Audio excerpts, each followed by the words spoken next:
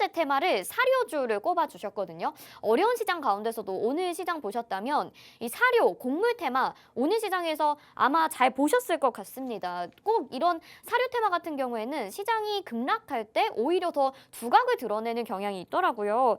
오늘도 유난히 상승을 했었던 테마인데 어떤 이슈들이 있었는지, 그리고 오늘은 특징주를 좀 여러 개를 보면 좋을 것 같거든요. 이슈와 함께 특징주 먼저 한탑이나 카리나 바이오 이런 종목들 보여주시면 좋을 것 같아요. 네네네. 네. 오늘 뭐 이슈는 결국은 또 러시아와 우크라이나 사태로 인해서 국내에 들어오는 밀이라든가 이러한 농수산물, 식품 가격이 국내 3분기에도 높아져서 곡물가가 또 올라갈 것이다라는 어떤 그 긴장감이 좀 도래가 되면서요. 네네. 시장에 또다시 이제 곡물 사료주들이 움직이는 모습을 보였습니다. 자, 그런데 지금은 이제 또 러시아 우크라이나 사태뿐만이 아니라 기상 변화, 기상의 어떠한 이상이라고 하죠. 기후 이상이라고 이야기를 좀 드리겠습니다. 기후 변화? 예, 기후 이상이 지금은 너무나도 좀 심각한 상황이어가지고 그래서 이제 뭐 어떤 재배도 잘 안 되고요. 예, 뭐 가뭄이었다가 또 이제 비가 또 많이 와가지고 재배를 못한 상황까지 되다 보니까 이 곡물 농수산물 쪽으로는 조금 더 리스크가 가중이 되고 있는 듯한 모습입니다. 그래서 오늘 이 뭐 NH증권 쪽에서도 그렇고 대다수의 이제 증권사들이 3분기부터는 이 곡물 가격이 다시 또 올라갈 수도 있다라는 어떤 컨센서스를 내놓으면서 지금은 이제 곡물 어떠한 좀 리스크가 동반이 되고 있다라고 좀 생각하시면 좋을 것 같습니다. 그로 인해서 오늘은 뭐 대조산업이라든가 한탑, 네. 그리고 미래생명자원, 그리고 카나리아, 바이오 같은 이런 종목들이 움직이기도 했습니다. 네. 어떤 종목을 좀 먼저 봐드릴까요? 한탄 먼저 보고 싶어요. 뭐 미래생명자원이 대장주인 것 같기는 한데 그래도 그 밑에 있는 종목 순으로 네 한번 보도록 네. 하겠습니다. 네. 뭐 다 비슷합니다. 사실은 이제 뭐 한탑이든 뭐든 간에 지금 사료주들 잘 보시면 될 것 같아요. 지금 한탑 차트고요. 그리고 미래생명 자원 차트입니다. 자, 그리고 대주산업 차트예요. 네. 네, 거의 다 비슷비슷합니다. 네. 크게 의미는 없고요. 우선은 이제 한탑 같은 경우는 지금 오늘 수급량으로 봤을 때는 거래량이 3,220만 주, 그리고 거래대금이 760억 정도가 동반이 됐습니다. 지금 보시면은 대략적으로 5월에 굉장히 이제 상승이 많이 나왔죠. 이때 인플레 이슈로. 네. 그러고 나서 3개월 만에 가장 큰 수급이라고 보시면 됩니다. 그 이후에는 보시다시피 수급이 굉장히 적어졌어요. 예, 거래량이 굉장히 적어졌다가 약 3개월 만에 의미 있는 수급이 지금 이제 2,000원대에서 들어와 준 거거든요. 네. 오늘 종가가 2,300원이네요. 그러니까 이제 지금부터 수급이 들어왔는데 이 수급이 들어왔던 포지션을 여러분들 잘 보시면 됩니다. 우선은 첫 번째 의미 있는 수급은 저번 달이죠. 7월 8일 날 한번 들어왔어요. 이날에 거래량이 1,900만 주, 거래대금 490억 정도 들어왔고요.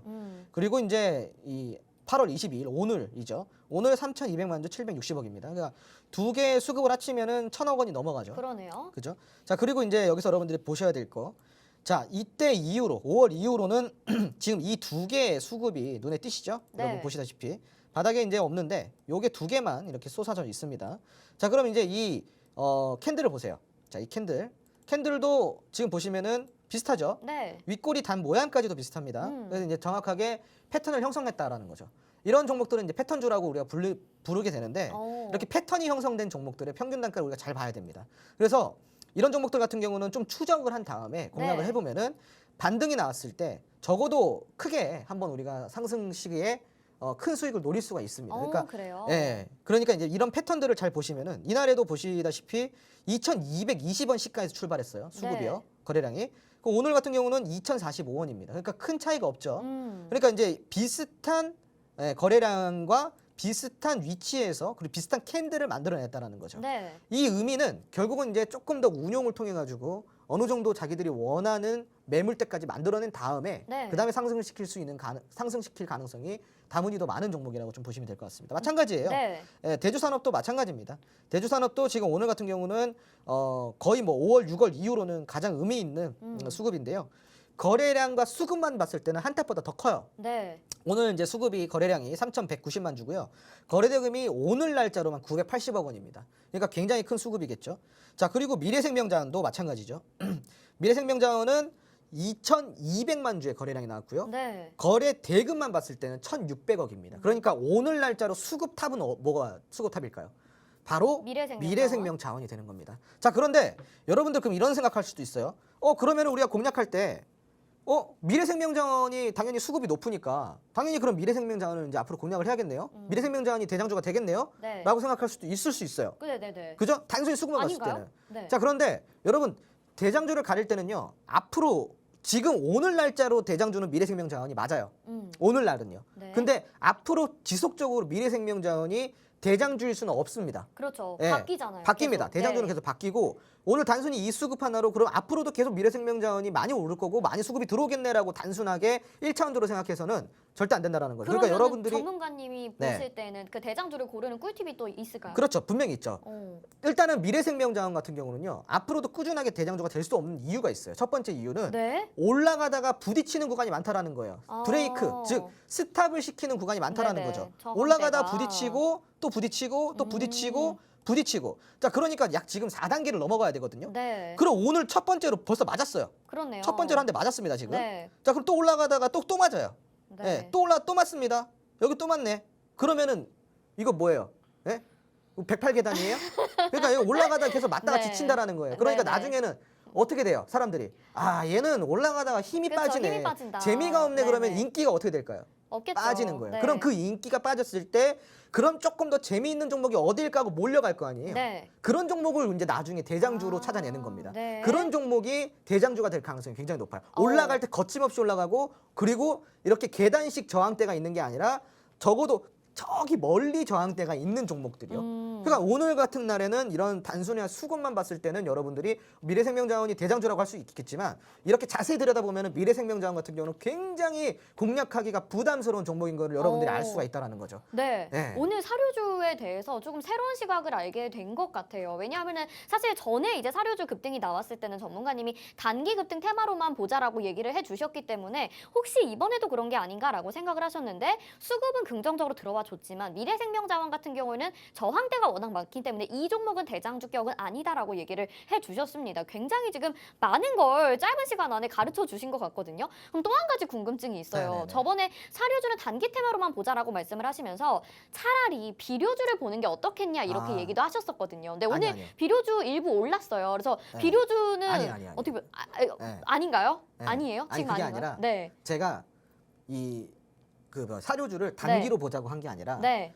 굉장히 멀리 봐야 된다 그랬어요. 아, 네. 단기니까 그러니까 네. 단기간에 올랐으니까 좀 차라리 멀리 멀리 보자. 조정이 길게 들어오고 네. 그리고 더 한참 있다가 오를 거라고 제가 네, 이야기 네, 드렸었어요. 네, 네. 그러니까 지금이 오히려 신호가 왔네요. 그렇죠. 멀리 네. 기다렸잖아요. 그렇네요. 그때가 우리가 4월, 5월일 맞아, 한 번 기다렸다가 가자고 하셨어요. 이때는 공략하면 안 된다고 이야기 드렸어요. 네, 네, 네, 그 네. 말이었네요. 네. 네. 그러면은 비료주는 어떻게 보시나요? 비료주 좋죠. 비료주도 네. 괜찮아요 지금? 결국은 우리가 일맥상통이에요. 네, 무슨 이야기냐면요, 여러분. 농수산물이 나오려고 그러면 뭐가 필요해요?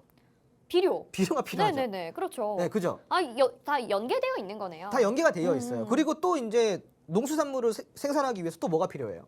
농기구가 필요한 거예요. 그렇죠. 농기계. 농기계가 필요하겠죠. 네. 여기 사이클이에요, 사이클. 어. 계속 돌아간다 보시면 돼요. 네. 네, 그래서 로드맵이 중요한 거예요. 아, 그러네요. 네. 네. 이 로드맵에는 그 농수산물 그리고 식료품 안에 들어갈 수 있는 그런 어떠한 맵이라고 보시면 돼요. 네, 네, 스테마의 어떤 로드맵인데 지금 화면 네, 네, 보이시죠? 네. 지금 나가고 있습니다. 예, 이러한 로드맵을 통해서 저기 순환이 어디서 어디로 돌아갈지 우리가 미리 공부를 할 수가 있고요.